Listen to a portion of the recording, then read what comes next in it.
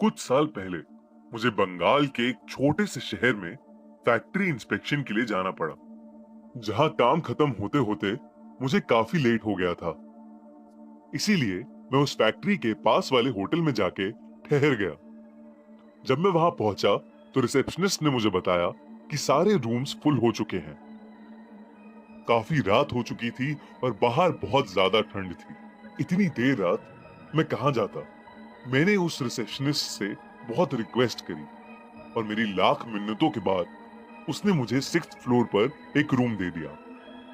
पर रूम में जाते जाते उसने मुझसे एक बात बोली जिसे सुनकर मुझे थोड़ा अजीब लगा। वो बोला कि आप अपना रूम 12 बजे के बाद बिल्कुल मत खोलिएगा।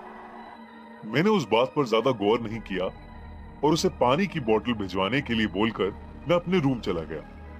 मैं इतना थका हुआ था कि मुझे कब नींद आई मुझे पता ही नहीं चला। मैं सो ही रहा था कि मेरे रूम पर ठक ठक हुई। मुझे लगा कि फाइनली पानी की बोतल आ गई है। मैंने उठ के देखा तो कमरे में एकदम अंधेरा था और शायद होटल की लाइट भी चली गई थी। जब मैंने दरवाजा खोला तब मैं नींद में ही था, तो मैंने टाइम पर ध्यान नहीं दिया। दरवाजे पर एक आदमी था जिसका पूरा मुंह एक सफेद शॉल से ढका हुआ था। उसके एक हाथ में लालटेन थी और दूसरे हाथ में पानी की बोतल। जैसे ही मैं पानी की बोतल लेने के लिए आगे बढ़ा, वो आदमी थोड़ा पीछे हो गया और होटल की बालकनी की तरफ चलने लगा। मैं उस पर चिल्लाते हुए आगे बढ़ा, लेकिन वो मेरी बात ही नहीं सुन रहा था। अरे अरे पानी की बोतल तो दे के जाओ। मुझे गुस्सा आ गया और मैंने उस आदमी का हाथ पकड़ लिया। वो एक पल के लिए रुका और पीछे मुड़ा। फिर जैसे ही मैंने उससे पानी छीनने की कोशिश करी, वो आदमी मेरे ऊपर जोर से चिल्लाया और उसकी शॉल उसके मुंह से कट गई। मैंने जो देखा वो देखकर मैं हक्का बक्का रह गया। उस आदमी की आंखें नहीं थी, सर ऊपर से खुला हुआ था और पूरा चेहरा जला पड़ा था।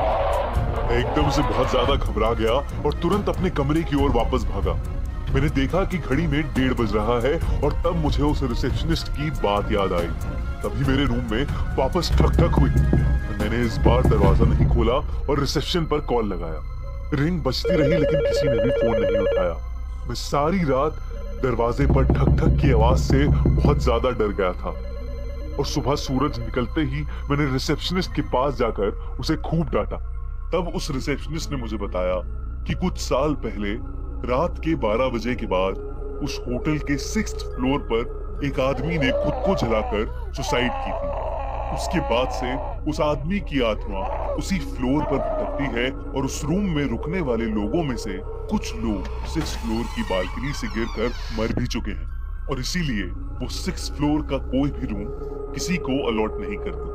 ये सुनकर मैंने खुद को खुशनसीब माना कि मैं जिंदा हूं और सुबह सुबह ही उस होटल से निकलकर वापस अपने घर आ गया। मुझे आज तक रात में 12 बजे के बाद घबराहट महसूस होती है और उस आदमी का डरावना चेहरा मुझे ढंग से सोने नहीं देता।